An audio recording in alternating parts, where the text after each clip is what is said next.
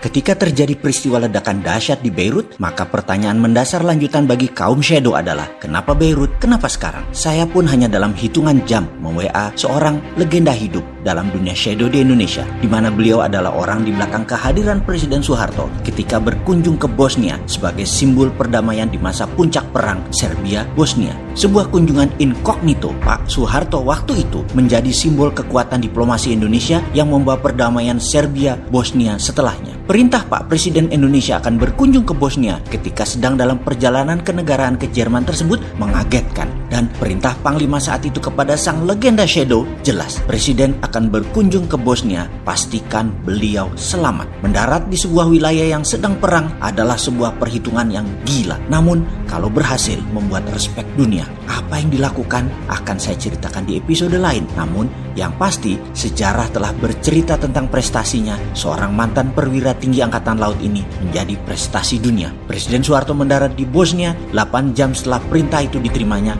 dan ajaib, tidak satu peluru pun berdesing. Bosnia hening selama kunjungan beberapa jam Presiden Soeharto di sana.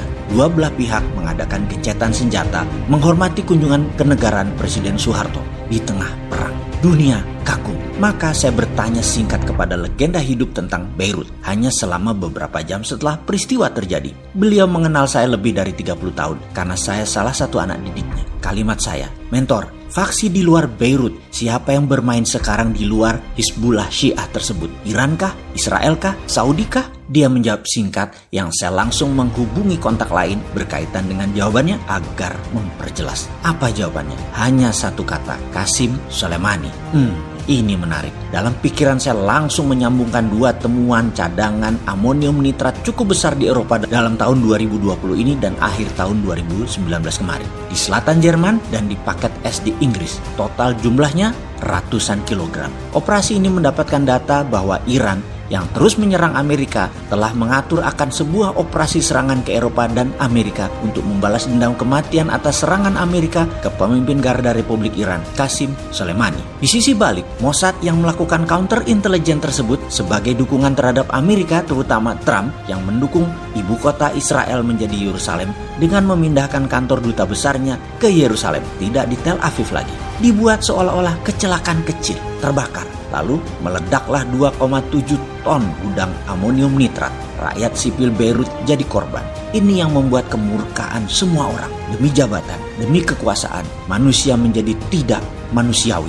Amerika pivotnya ke Cina saat ini. Maka Timur Tengah dikawal Inggris dan Israel sekarang. Karena itu, M15, Amerika dan Mossad diperkirakan yang mengatur orkestra ini semua. Ini bukan kecelakaan, ini dibuat seperti kecelakaan. Demi survival of the nation, mereka melakukan hal ini dan sekali lagi, kita mengingatkan, survival of the nation can be other nation threat. Strategi bertahan hidupnya sebuah negara bisa menjadi ancaman negara lain. Ngomong-ngomong tentang survival of the nation, yang saat ini di Indonesia pejabatnya melihat hanya dari sisi ekonomi yang minus dan tidak bisa kelola perang dua raksasa Tiongkok Amerika sejak 3 tahun terakhir yang mengakibatkan minusnya pertumbuhan ekonomi di tahun 2020 ini. Jujur, ini bukan karena COVID, ini lebih dari salah kelola ekonomi negara dan salah pendekatan kebijakan luar negerinya. Baik perdagangan luar negeri, juga hubungan diplomasi luar negerinya. Mengapa bukan karena COVID? Karena sejak 2018-2019, kita sudah bicara melalui berbagai media sosial. Tahun 2020, resesi. Tahun 2021, resesi.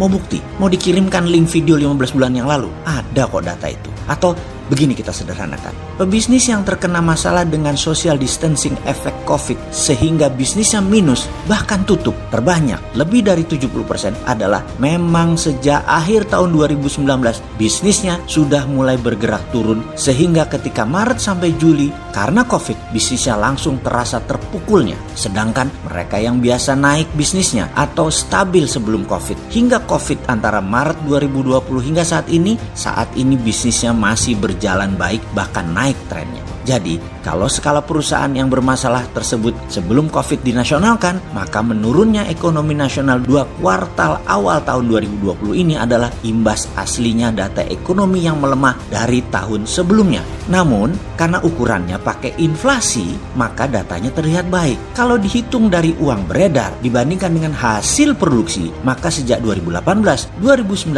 hampir tidak tumbuh alias bergerak turun yang mengakibatkan turun terus hingga saat ini. Makanya kalau belajar ekonomi jangan separuh-separuh. Dibilang inflasi rendah itu bagus, ya belum tentu. Lihat inflasi rendah namun uang nggak ada beredar, ditahan-tahan, diikat, dibatasi, ya terang aja inflasinya kecil. Kalau jagoan kelola ekonomi itu uang beredarnya banyak tetapi inflasinya nol, itu baru jagoan. Jadi kita harus bantu solusinya buat negara. Dipakai nggak dipakai itu bukan urusan kita. Jadi kapan kita sarungan, jagongan, ngopi-ngopi kita ini Pak? Sekedar mengingatkan, mungkin tim kabinet saat ini minum kopinya kurang pahit, mainnya kurang jauh, gaulnya kurang banyak.